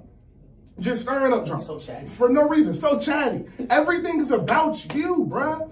And as long as he is in Green Bay, everything will be about him because he feels like he's the reason they're good. My nigga, you've been to one Super Bowl in, what's it, 12 years now. It's been 12 years. It's been 12 years since you have been to a Super Bowl. Listen, that would be 3 presidents. 3 presidents since you've been to a Super Bowl. Everything is about you, like you're some elite quarterback. Last time he went to the Super Bowl, Braun was ringless. That's crazy. Braun was ringless. He's a GOAT now. That's Braun. That's Braun, bro. Braun has $1 billion now, and you still have not been back to the Super Bowl. But you want to blame everybody else. It was Mike McCarthy. It was the defense. You didn't have a ring. Hey, shut up, Mike McCarthy, man. Shut up. It was everybody but you. But the problem is Aaron. Yep. Aaron is the problem. Because you know why Aaron is the problem? You know the problem that Aaron has? The Justin Herbert problem. Yeah. Aaron doesn't have it. But nobody wants to say Aaron doesn't have it because he won 1 Super Bowl. Yeah. And listen. And he's in Green Bay. But Terry Bradshaw won a Super Bowl, my nigga. Listen, I was very early on the Aaron Rodgers, not him argument. And the argument that I was crazy, including me. I was like, what are you talking about? Bruh, but now, and because Lil Wayne. When they won the Super Bowl, we were a little younger, so a lot of people don't remember the dynamic of that team. That was not an Aaron Rodgers-led team. Nope. Charles Woodson, who broke his shoulder, was the leader of that team. And if it wasn't Charles Woodson, it was Clay Matthews. That was a defensive-led team. AJ Hawk was still on that team, wasn't he? Yes. BJ Raji. Yes. And that team was, we're an amazing defense. Oh, my God, Aaron Rodgers is crazy. And then the next year when he won MVP, that's when people started to think, oh, yeah, this is his team. But the Super Bowl winning team, he wasn't listening to Rodgers in that locker room. He wasn't a leader in that locker room. People weren't hanging on his every word. So people are confused that, oh, yeah, he won the Super Bowl. That means he can lead someone to the Super Bowl. No, he can't. He can't lead that locker room. He can't be a leader in that locker room because it's not about the team with him. It's not about the team. It's about Aaron. And I really want to emphasize this. It looked even worse than the stats because they took a nasty pick off the board. They took one off the board. Listen, it was a questionable call, but listen, it's a go call. Tom Brady, they didn't throw plenty of flags that look a little questionable. Yeah. Take a pick off the board. Aaron Rodgers, you're no exception. You first ballot Hall of Famer. We'll give you one. You threw the same pass, bro. The same pass. You threw the same pass. And you know what it was? This is how I listen. And he won't be. I don't think he'll be in Green Bay next year. But it was a perfect end to where, oh yeah, he don't got it no more. No. Because he saw the blitz and to quote Coach Sturdy, pissed down my leg. He's running really fast. Oh my God, he's bigger than me, stronger than me, faster than me. I got $50 million contract. And he just threw it up. Against the worst defense in the league. Just threw it up. Man. Just threw it up, bro. And the thing was, he had Lazard coming across the middle. Wide open. 3 yards. He needed 3 yards. And the thing was, the game wasn't over if they don't get that. All you have to do is take that second punt. It was a rookie interception. If Jordan Love threw that pick, he would not. They would be saying, we can't pick up his contract. If Jordan Love played that game that you just played, he would be on another team. You threw a punt. Game not over. Game not over at all. Listen, this is a part of it. Listen, this is just a victory lap on Rodgers, right? So people like, well, he's mobile. He can do this thing. Is it really though? Because when the game's on the line, you know what I want my QB to do? Stand in there. You know what Brady would do? Stand in there, take that 3 yards. At 45, Brady is still standing there. Listen, it's a bunch of QBs, and right now the NFL is divided into 2 type of elite QBs. Either I'ma stand in there and take this shot. Joe Burrow, Mahomes sometimes, Josh Allen, and Josh Allen fits in this other group too. It's me and you now. That's the Lamar, Josh Allen, Justin Fields, even Trevor a little bit. Jalen Hurts. All right, I'm gonna drop this show. Let's see how bad you want to tackle me for real. And Aaron Rodgers is neither. He's neither. The play is over. It's done. And you know what? He used to be Mr. Throw It Away, and I could tolerate that because the drive's still going.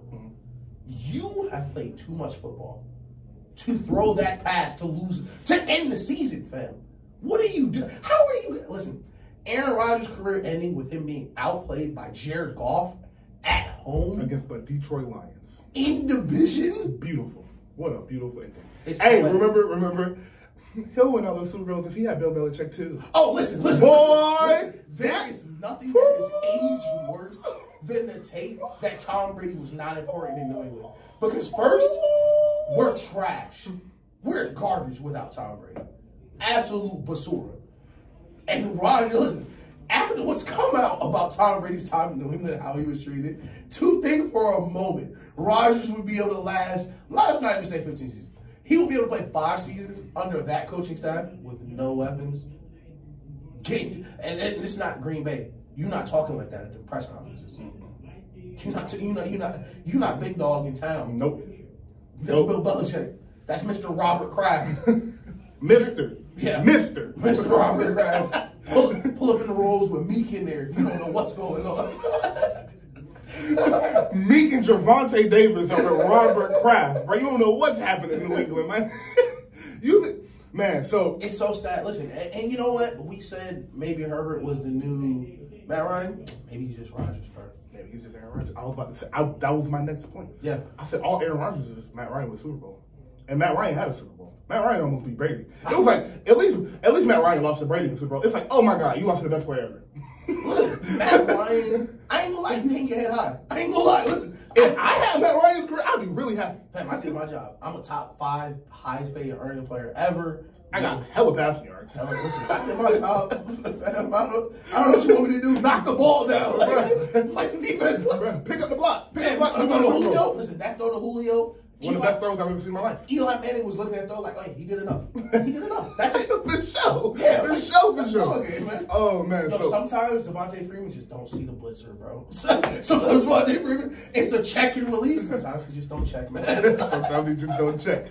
Before we go on the break, we would be remiss without mentioning that play call. We only got 10 minutes. That last play call, that Bruh made. The Jags? No, the Lions. The hook and lateral. Listen, have you watched Hard Knocks?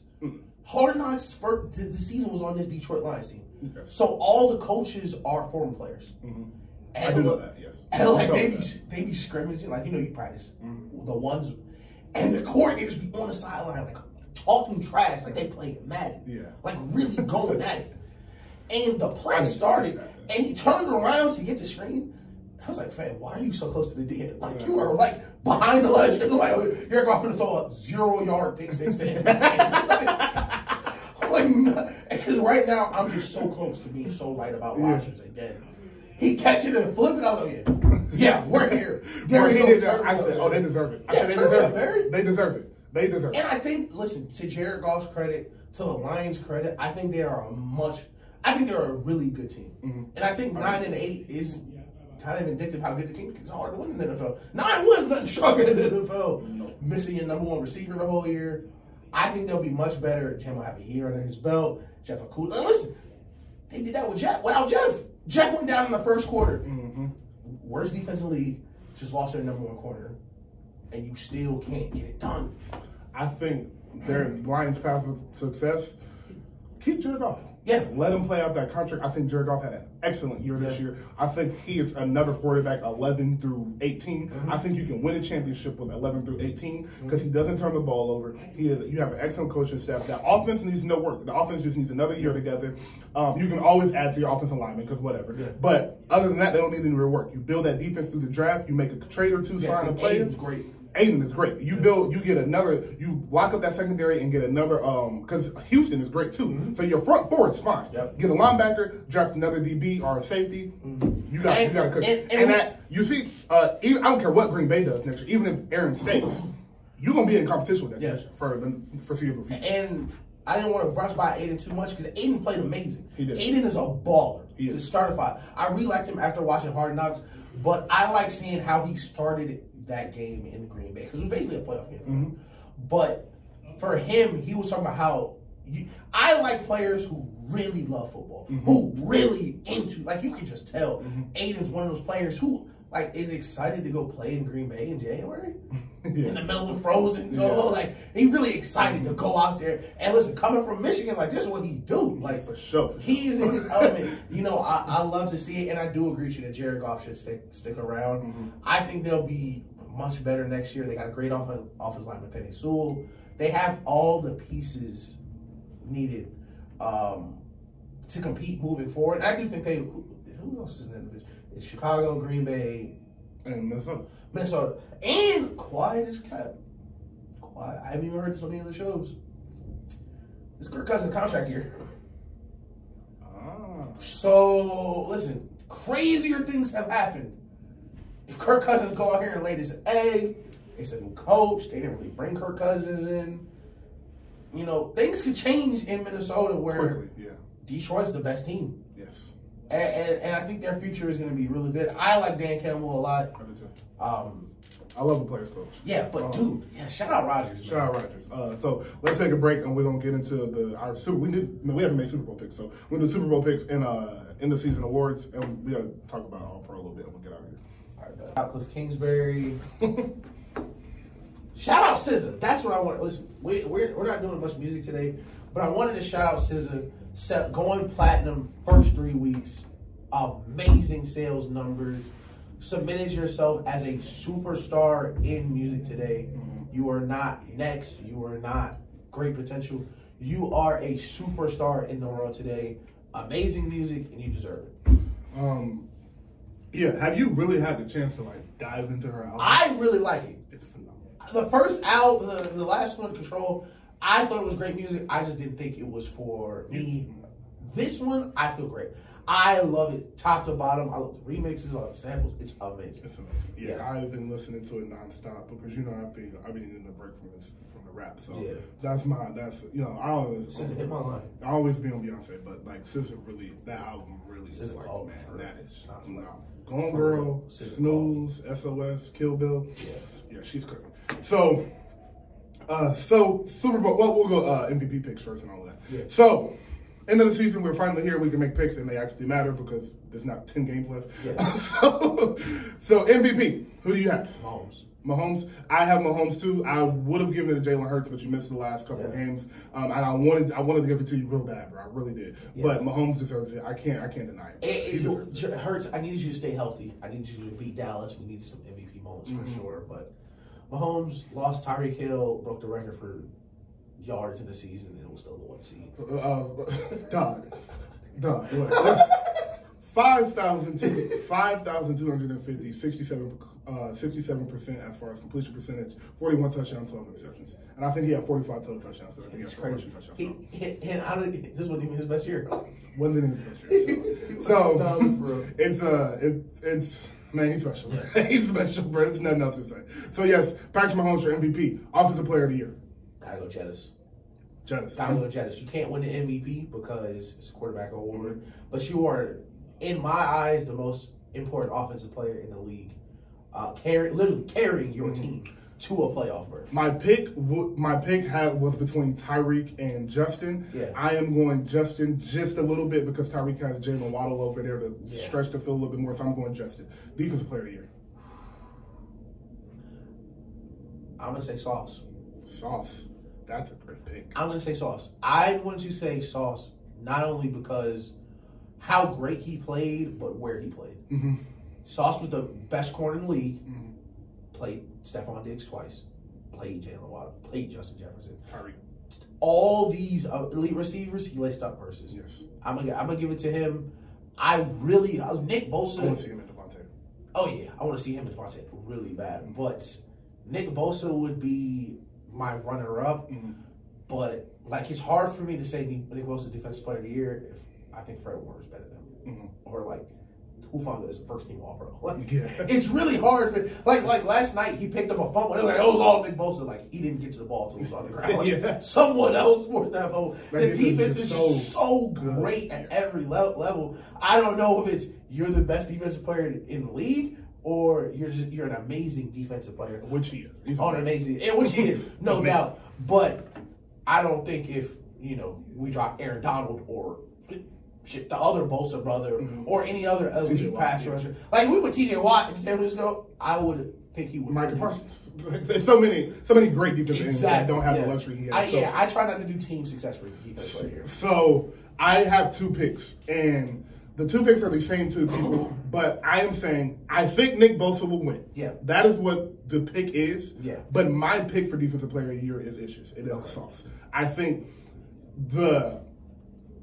I think corner is the second hardest position in football behind quarterback, and I think most people agree with that. And I think to come in as a rookie and display the skill and the mental toughness that he displayed against these elite receivers is insane. And right now, today, as a rookie going into his second year, he is the best corner in the NBA. I mean, sorry, he is the best corner in the NFL. I think I got a list of players that he's lined up against. I think he is the best corner in the NFL, and I think Jalen is still right there. I think Jalen had a really good year, and I think it just got he got beat a couple times early, and then they sucked, so nobody was paying attention to him. But Jalen had a good year, and I think him PS2 is another good pick. Tariq Woolen. So it's some great. Woolen is going to be my defense rookie year, just because I don't think they'll win both. Yeah, of course. But just to piggyback off what we said about Sauce and who he's played this year, these are receivers he's lined up against: Jalen Waddle, Tyreek Hill, Jamar Chase, T. Higgins, DK, Tyler Lockett, Adam Thielen, Justin Jefferson, Cortland Sutton, all the Broncos receivers, and Stephon Diggs and the Bills twice. That's crazy. And he has allowed less than 200 yards. That's crazy. Combined on all those players. That's crazy. And I don't think he gave up a touchdown all year. I think no, not him. I think there was one allowed in the I think they said that like it was on him, but it really wasn't. So I'm pretty sure he. So you ain't give up a touchdown all year with that. That's crazy. So yeah, defensive player of the year, Sauce. And listen, your name's not even Sauce. So and I'm gonna call you that for the rest of your life. So right, it's people who. My mom's a Jets fan. She does not know his real name. I didn't know it 2 weeks ago. Dog, like you coming in with a chip on you, like a chip on your shoulder for real. Like that's crazy. Just rookie corner, the best corner in the league. Oh yeah, show him some. Hell, DK had his worst game ever. That's crazy. Embarrassing. And we're going to talk about it later. And this is more in the magazine about how different the next step for corners are with Tariq Woolen and Sauce Gardner. But, dude, these guys are huge. These guys are giants. They're giants. They're giants. The 5'10" corner with, really good technique. He's a slot corner. Yes, he's you're going to play inside, So, rookie offensive player of the year. Kind of tricky this year because there's no, obvious answer. I'm going to go Kenneth Walker. Okay. The Seahawks. I'm going to go Kenneth Walker this year. That was my pick as well. Kenneth Walker, offensive player of the year. He is at 1,050 yards, 9 touchdowns, 228 grades. And didn't start the season. And did not start the season. So, excellent. The Seahawks have something over there next year. They'll be a good team next year. Defensive rookie player of the year. Defensive rookie, Tariq Woolen. Me too. Led the league in picks. Yes. He's a monster. He's a monster. So I have the same pick for that. Comeback player of the year. Comeback player of the year. Damn. Did anybody come off an injury? Nobody. I can't remember anybody who was hurt that I was rocking with that came back. I can't either. I was like, dang, D-Hop came out. I was like, oh, he was suspended. Yeah, he was suspended. I don't know, Tua. I didn't really have a pick. I think this year you can consider Keenan Allen. He was no, you know what? I don't know if he can win this. But if he can, I am picking Geno Smith. Geno Smith will be my comeback player of the year. 1,000,000%. 1,000,000%, and I think they should change comeback player of the year. It should be comeback player of the year or most. Yes, I think that's what that kind of is. Yeah. I don't think you have to be injured. I just think you have to not have really played. Okay. So if that is the case, then it's definitely Geno. Yeah. It's 100%. Yeah. Because Geno still played. Listen, Geno didn't write back. No, he did not. Shout out to Geno, bro. That's how you keep your head down, keep working. And I love his mentality of it was like, my nightmare is somebody's dream, bro. Like, I'm a backup quarterback in the NFL, bro. What am I complaining about? They were asking him, how did you survive? It was pretty okay. I'm fine. Yeah. I'm really okay. What else was he going to do? I can't take it anymore. Stop being a backup QB in the NFL. I can't take it anymore. Get a regular job. Oh, man, that's funny, bro. Shout out to Geno for real. And lastly, coach of the year. Oh, Kyle Shanahan. My coach of the year as well. I think Nick Sirianni deserve some credit. Yeah. I think up until week 12, Mike McDaniel deserves a lot of credit. But I definitely think Kyle Shanahan deserves that award, man. Brian Daboll also deserves to have his name thrown out there, or the Giants. But Kyle Shanahan, 3 different quarterbacks. Your starting quarterback, who you planned your whole season around, went down the first game. Yeah. Jimmy G comes in, he knows the offense, but Jimmy G comes in, gets hurt. And the third quarterback, rookie quarterback at that. Last pick in the draft at that. And you move on to 10-game win streak, make an excellent trade. 11 now. Man, I can't say swept the division. Can't say enough. Swept the division with the extra game counting the playoffs. They won every division game. That is crazy, bro. So shout out to Kyle Shanahan. Now for the fun. NFC Championship and game pick. I'm gonna go San Francisco, Tampa Bay. It can't be San Francisco, Tampa Bay. They have to play next week if the Tampa Bay wins today. Unless the Giants win. Oh. Unless the Giants win. That's why I'm scared. That's why I'm scared for the Eagles. It's like, damn, your first game, your Jalen Hurts' first real playoff game against Tom Brady. Ugh. Yeah, Wait, no, because the 49ers do it. The 49ers is the 2 seed. They're the 2 seed. Yeah. Oh, they can't play the Eagles. My bad. I'm so sorry. I'm so sorry. Yeah, that's on me. Sorry, y'all.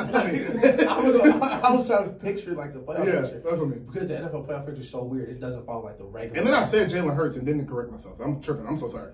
I'm going to go Bucks 49ers. And I'm going to go 49ers 35-21. With Brock Purdy.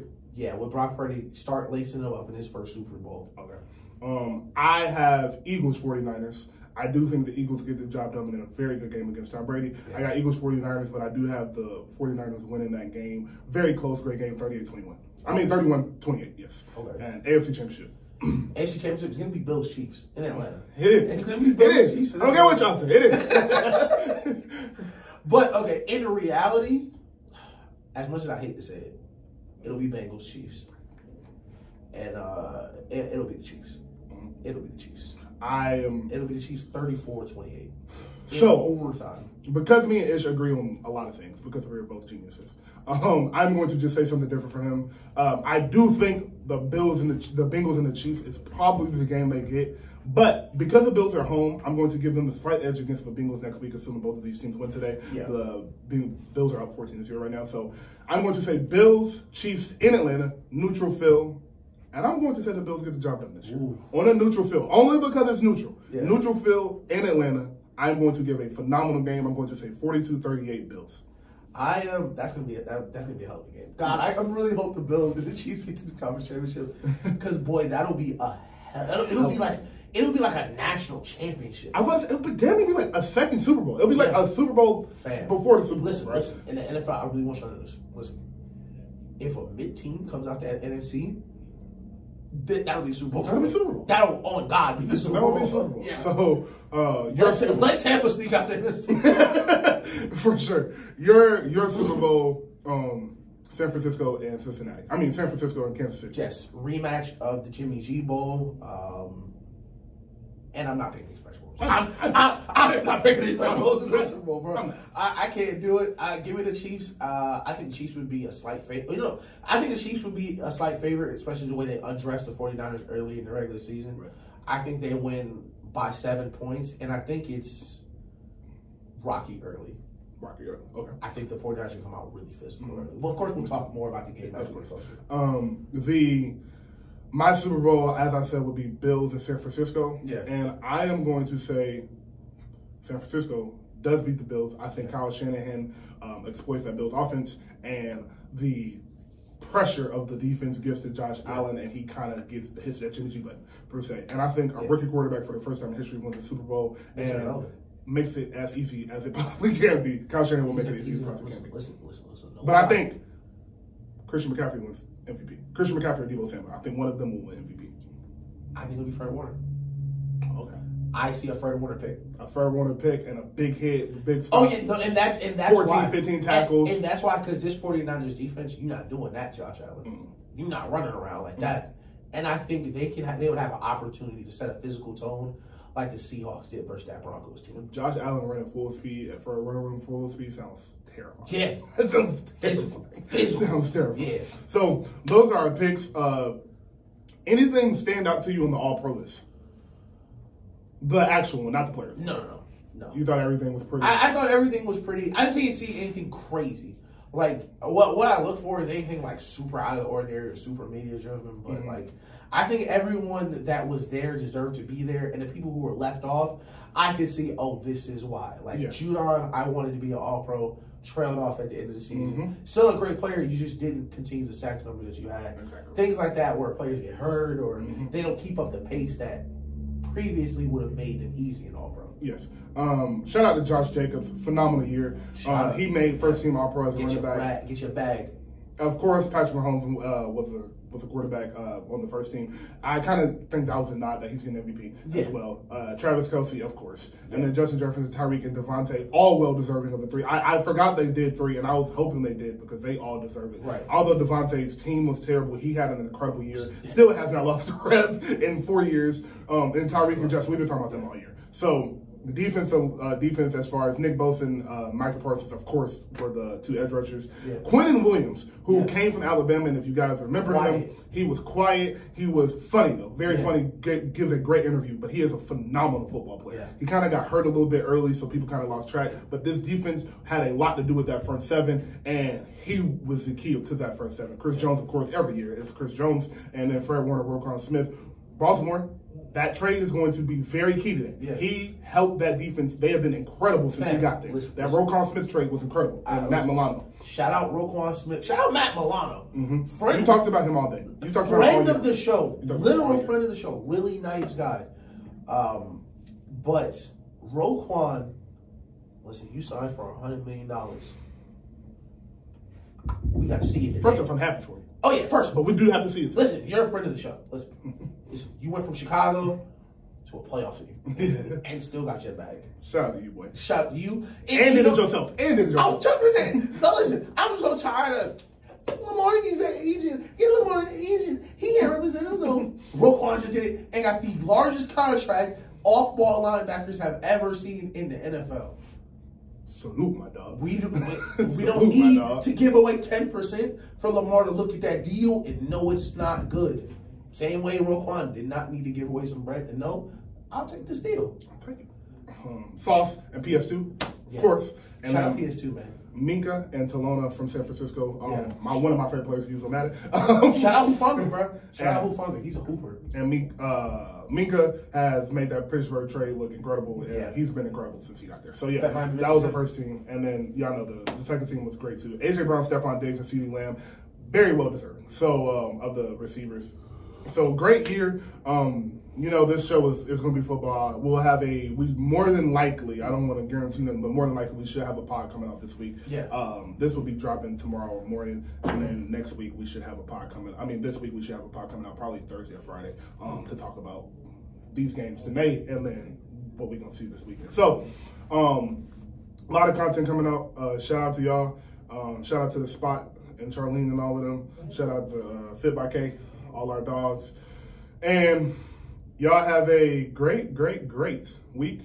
Enjoy your holiday if you have off tomorrow. If you don't have off tomorrow, I'm sorry, and y'all work hard. I hope it's an easy day for you. Y'all let people over in traffic. I almost forgot. Sammy Watkins, shut up. Oh, what he said? Sammy Watkins said Lamar should play through the injury. Sammy Watkins, Sean Payton, Michael Vick. And who was the last person? Vick said it too, bro. I was so sad. I was like, Vick, bro. Listen, all y'all shut up. I was like, shut up. Shut up, man. Shut up. Listen, if anyone should know the value of a guaranteed contract, bro, it should be Michael Vick. Oh, come on, bro. Don't say that, bro. I expect that from Sean Payton. But you, Vic, come on, bro. And somebody else said it. I can't remember who else was on that set. Somebody else. Sammy Watkins. Man, Sammy Watkins. It was Charles Wilson on the set. But Sammy Watkins said it too, yes. Charles Wilson said some dumb stuff in the past. I'm not surprised. You know, CTE crazy. But Sammy Watkins, Mr. IR, with the nerve to say who shouldn't play and who should play. Sammy Watkins, you've been hurt since Clemson. Get out of here, dog. You were hurt coming into the draft, bro. People didn't want to draft you because you was hurt. Shut up, bro. You've been on 8 teams because you really can't stay healthy, bro. Like, shut up, bro. Talk about a guaranteed deal. Basketball, we still love you. Yeah. don't want that to be forgotten, but we will talk about that. But Ja, salute to you for last night, because whoa. It's not supposed to get. I guess it's all right. Hey, but no, you're right, John. Listen, man, and NBA, bro, we can just stop doing the dunk contest, bro. We can just stop doing it. Why are there G Leaguers in the dunk contest, bro? Matt McClung, dog. Why are there G Leaguers in the dunk contest, bro? And you know what? And I didn't mind when they would be like, it would be a dunk contest. It would be like a couple stars and a couple bench players we've never seen before. But the bench players are like insane jumpers, and they always kind of ended up being stars in some way. Like it was like a writer, like Giannis, like a writer package. Yeah, like Giannis did it, Kobe did it when he was young. Like you would see players do it when they were whatever. You know, like we don't need cheerleaders in the dunk contest, man. If the best dunkers are not gonna dunk, which they are not, they're not. Josh not dunking. I will say, one of the dudes they got, Kenyon Martin Jr. is in the dunk contest, and the boy from old dude from Portland, Sharp. Oh, Shaden both Sharp. is Shaden Sharp. Yeah, they like it's ridiculous. Like they're gonna put on a show. That's the other two, Matt McClung, that was just because I don't know. I guess they just needed a. You know, when you white stuff just happens. I was about to say, like they needed to fill the what's it called? What do you think Matt McClung's response was when he found out he was gonna be in the dunk contest? Because it had to be shock. Like, awesome. Yeah, like, Matt, you're gonna be in the dunk contest. Really? Are you sure? What dunk contest? The G League dunk contest. And how does that work? Is he gonna run out there in that G League jersey? I hope so. I'm praying that he does. Shout out to Kemba Walker. Shout out to former Warrior Matt McClung. Shout out to Kemba Walker signed a deal with Milan. I'm glad he knows first team all good. First team all good dude. Yeah, boys. But for real, I love y'all. And y'all have a great week. Everybody stay safe. Yep. And we'll see y'all later this week.